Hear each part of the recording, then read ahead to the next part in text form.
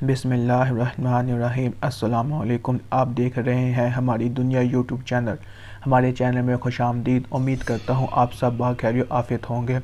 ہمارا channel subscribe کریں اور بیل آئیکن پر کلک کریں تاکہ ہماری تمام ویڈیوز آپ تک پہنچ سکے۔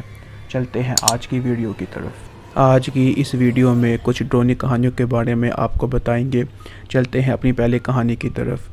یہ بات ہے سردیوں کی ایک شام کی، جب ہم 3 دوست ویکنڈ گزارنے اپنے ایک دوست کے ریسٹ ہاؤس جا رہے تھے۔ راستے میں ایک قبرستان آیا، ہم وہاں رک گئے اور ایک پہاڑی سے نیچے چلے گئے۔ ایک چھوٹے سے تالاب کے پار پہنچے۔ تالاب کے دوسری طرف ایک چٹان پر کوئی بیٹھا ہوا تھا۔ شکل واضح نہیں تھی۔ یہ ایک ایسے آدمی کی طرح دکھائی دے رہا تھا جس نے کچھ پرانی طرز کی ٹاپ ہیٹ پہن رکھی تھی۔ ہم نے اس کو تنگ کرنے کے لیے احمقانہ انداز میں ہاتھ لہرایا اور ہائے بولا۔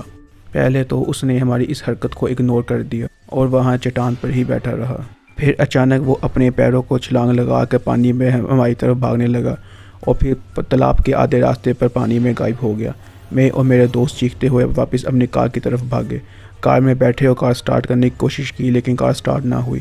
ہم نے کار کے پچھلے حصے پر کچھ ٹکرانے کی آواز سنی۔ یہ ایک مستقل آواز نہیں تھی لیکن ہر چند سیکنڈ کے بعد اس طرح کی آواز ہم سنتے تھے۔ اندھیرے میں جو کچھ ہم دیکھ سکتے تھے اس سے باہر کوئی نہیں تھا، لیکن گاڑی پہ کچھ شور مچا رہا تھا۔ میں نے اپنا فون نکالا اور اپنی والدہ کا نمبر ڈائل کرنا شروع کیا، لیکن میرے پاس سروس نہیں تھی۔ ہم میں سے کسی کے پاس بھی سیل سروس نہیں تھی۔ اگلے 15 سے 20 منٹ اس گاڑی کو سٹارٹ کرنے کی کوشش میں صرف ہوئے۔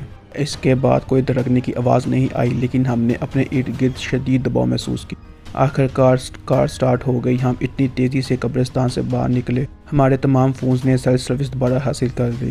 ایک چیز جو میں یقینی طور پر جانتا وہ یہ ہے کہ وہاں کوئی نہ کوئی چیز موجود تھی، اور یہ کوئی چیز جانور یا انسان نہیں تھا۔ اگلے کافی روز تک ہم اس خوف میں مبتلا رہے اور میرے باقی دوست کافی دن بیمار بھی رہے۔ جب میں 37 سال کا تھا، میں اپنے ہائی اسکول کی ری یونین میں گیا۔ میں قریبی ہوائی اڈے پہ پہنچا اور ایک کار کرائے پہ لی۔ یہ فاصلہ ملک کے ایک انتہائی دیہی اور تقریباً لاوارث حصے سے ہوتا ہوا 35 میل کا تھا۔ شہر سے تقریباً 3 میل باہر میں سڑک کے کنارے ایک شخص کو دیکھتا جو مجھے ہاتھ کا اشارہ کر رہا تھا۔ پتہ چلا کہ یہ ان لڑکوں میں سے ایک تھا جس کے ساتھ میں نے اسکول جانا تھا۔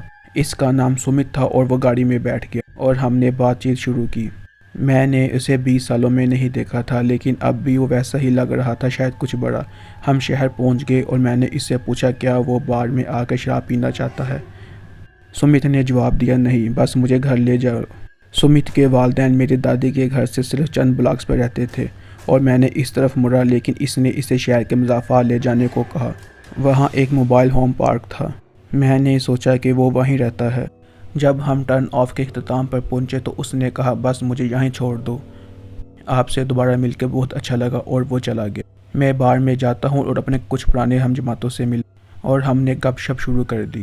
جیسا کہ ہم اس بارے میں بات کر رہے تھے کہ کون ری یونین میں آ رہا ہے، میں ذکر کرتا ہوں کہ میں نے ابھی سمت کو شہر سے 3 میل مشرق میں اٹھایا اور اسے چھوڑ دیا۔ میری یہ بات سن کے ہر کوئی خاموش ہو جاتا ہے، یہاں تک کہ گانا گانے والا لڑکا بھی خاموش ہو جاتا ہے۔ سمت 8 سال پہلے اس موڑ پر مر گیا تھا، ہم سب اس کے جنازے میں تھے، مجھے بتایا گیا۔ مجھے واقعی چکر آنے لگا اور میں کچھ گہری سانسیں لینے کے لیے گاڑی کے پاس چلا گیا۔ وہاں سیٹ پر ایک مقامی اخبار پر میری نظر پڑی جو تقریباً 8 سال پہلے چھپا تھا، جس میں سمت کی موت کا بیان تھا۔ میرے پاس ابھی بھی وہ کاغذ موجود ہے۔ میں نے ہسپتال کے لاک اپ یونٹ میں فورینسک نرس کے طور پر کام کیا۔ ہمارے پاس ایک بری عورت تھی جس نے قسم کھائی تھی کہ اسے ایک شیطان نے ستایا اور زیادتی کا نشانہ بنایا۔ وہ عورت اس شیطان کا نام ٹبرس بتاتی تھی۔ جب وہ اس یونٹ میں موجود تھی تو اس یونٹ میں کافی انہونی چیزیں ہوئی۔ ہم کمرے میں جاتے، معمول کی دیکھ بھال کرتے اور واپس چلے آتے۔ ہمارے واپس آنے کے بعد کچھ ہی سیکنڈ کے بعد وہ چیخیں مارنا شروع کر دیتی۔ ہم اس کو دیکھنے کے لیے کمرے میں بھاگے جیسے وہ باکسنگ چیمپئن سے لڑ رہی ہو۔ خون آلود ہونٹ، کالی آنکھ اور اس کے پورے جسم پر نشانات تھے۔ کبھی کسی نے اسے اپنے ساتھ یہ کام کرتے نہیں دیکھا۔ چیزیں خود بخود کمرے میں گھوم جاتی تھی۔ ایک موقع پر وہ حفاظتی پابندیوں میں بھی تھی کیونکہ ڈاکٹر کا خیال تھا وہ خود کو تکلیف دے رہی ہے۔ ایسا کوئی طریقہ نہیں تھا کہ وہ ان پابندیوں میں رہتے ہوئے اپنے آپ کو کچھ کر سکتے، لیکن نئے نشانات ہمیشہ ظاہر ہوتے اور اس کا ٹریک کارڈ کمرے میں اس پار ہوتا۔ کمرہ محفوظ تھا، اس لیے کوئی راستہ نہیں تھا کہ کوئی ایسا کر سکتا ہو۔ جب ہم نے اس سے اس کے بارے میں سوالات پوچھے تو اس کا صرف ایک ہی جواب تھا، وہ صرف اتنا ہی کہتی کہ یہ ٹبرس تھا۔ اس کے ڈسچارج ہونے کے بعد ہمیں ہمیشہ اس کمرے میں پریشانی ہوتی تھی۔ ایک رات ایک گارڈ نے اطلاع دی کہ کمرے کی لائٹس خود بخود آن آف ہو رہی ہیں، حالانکہ اس وقت کمرے میں کوئی نہیں تھا، وہ کمرہ بند تھا۔ یہ ہے آج کی ویڈیو۔ امید کرتا ہوں آپ کو یہ ویڈیو پسند آئی ہوگی۔ ہمارا چینل سبسکرائب کریں اور بیل آئیکن پر کلک کریں تاکہ ہماری تمام ویڈیوز آپ تک پہنچ سکے۔ ملتے ہیں آپ سے اگلی ویڈیو میں، تب تک کے لیے خدا حافظ۔